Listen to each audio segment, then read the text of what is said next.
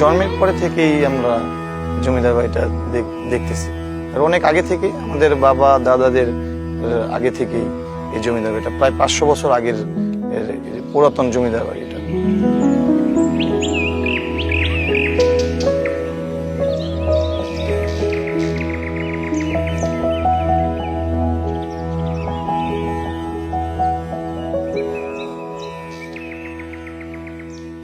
আমার জন্ম ঢাকাতে, এবং ঢাকাতে জন্ম হওয়ার পরেও আমি প্রতি শনিবার বলিয়ে দিতে আসতাম।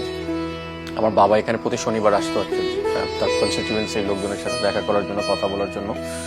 উনি দেখা করতেন, কথা বলতেন। আর সামনের যে মাঠটা আপনি দেখতে পাচ্ছেন, এই মাঠে আমি ফুটবল খেলতাম আর কি।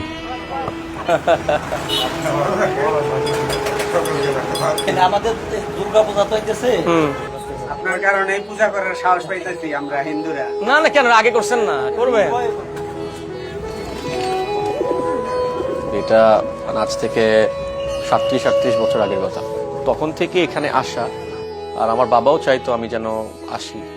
আমাদের যে পারিবারিক ঐতিহ্য সেটা দেখা, মানুষের সাথে একটা কন্ট্যাক্ট রাখা, আমাদের পূর্বপুরুষরা কি করতেন আমি ঘুরে ঘুরে দেখতাম, খেলতাম, লোকজনের সাথে কথা করতাম।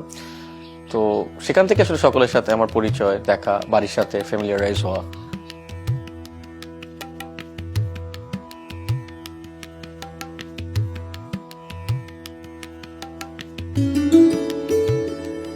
আমার বাবা ভাইব্রেন্ট পার্সন, এনার্জেটিক পার্সন।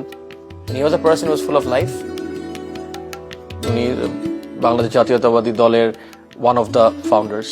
উনি বিএনপির ফাউন্ডার ট্রেজারার ছিলেন, স্থায়ী কমিটির সদস্য ছিলেন। উনি জিয়া রহমান সাহেবের অত্যন্ত আস্থাভাজন মানুষ ছিলেন, অত্যন্ত বিশ্বাস করতেন। রাজনীতি ঢোকার আগে আমার বাবা কিন্তু এফবিসিসিআর ফাউন্ডার প্রেসিডেন্ট, ডিসিসিআইরও, ঢাকা চেম্বার অফ কমার্সের কিন্তু ফাউন্ডার প্রেসিডেন্ট ছিলেন।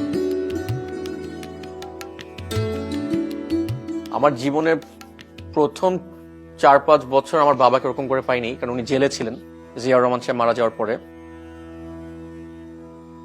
একটা আইকনিক পেইন্টিং আমার দাদা আর দিদার এই বলিয়াদি জমিদার বাড়িতে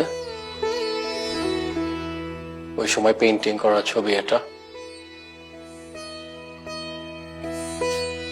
আমাদের ফ্যামিলি ট্রি, পুরো 38 ডিসেন্ডেন্টস আমরা বলি। আবু বকর সিদ্দিকের কোথা থেকে কিভাবে আসলো কমপ্লিটলি এটা রেখা আছে আমাদের family tree for our family.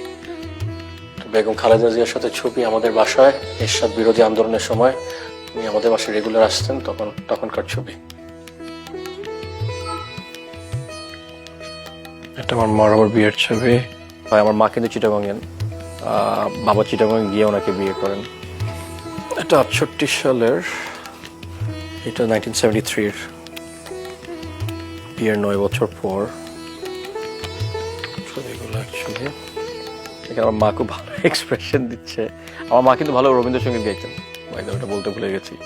ভালো রবীন্দ্রসঙ্গীত গাইতেন। উনি বিশ্বভারতী থেকে ওনার ডিগ্রিও আছে, এবং বাংলাদেশ টেলিভিশনে উনি রেগুলার গাইতেন। তো পুরো জিনিসটা আসলে মনে হয় যে আমি একটা ঘোরের ভিতর থাকি, পিছনের দিকে চলে যাই, পিছনে তারা কি করতেন, তারা কি চিন্তা করছেন, আমার মা বেঁচে থাকলে কি বলতো, অনেক কিছু মাথায় আসে। এবং এই জায়গাটাতে আসলে অনেক শান্তি পাই। যখন আমার কবরস্থানে দেখবেন যে 2টা কৃষ্ণচূড়া গাছের মাঝখানে আমার মার কবর, আমার মার ফেভারিট 2টা গাছ।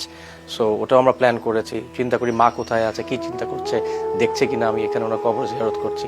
এই কথাগুলি অনেক মনে হয় আমার।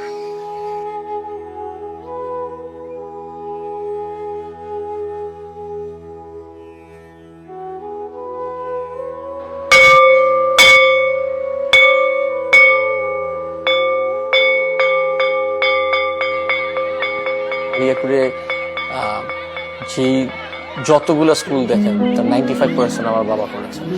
স্কুল বলেন, কলেজ বলেন, মাদ্রাসা বলেন।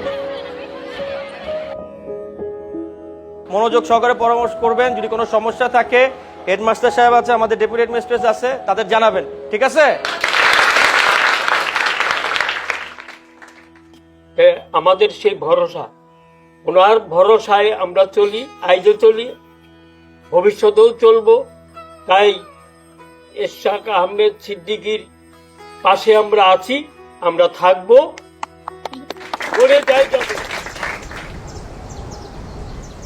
الله أكبر الله أكبر الله أكبر الله أكبر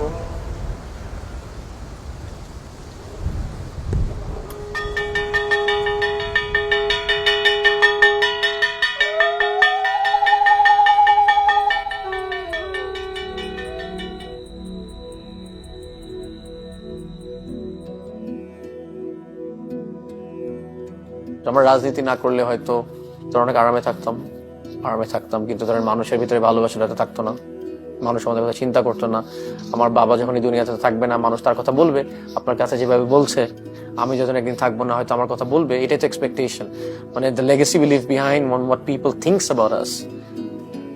I think that is very important, এবং ওটাই আমার মনে হয় সবার গোল থাকা উচিত, যে তোমরা যখন থাকবে না, তোমার মানুষ যেন তোমাদের পক্ষে অ্যাটলিস্ট ভালো না করলেও যেন খারাপ না বলে, ঠিক না? আমার মনে হয় আমার মানুষ হিসাবে ওটা ইজ ইম্পর্টেন্ট।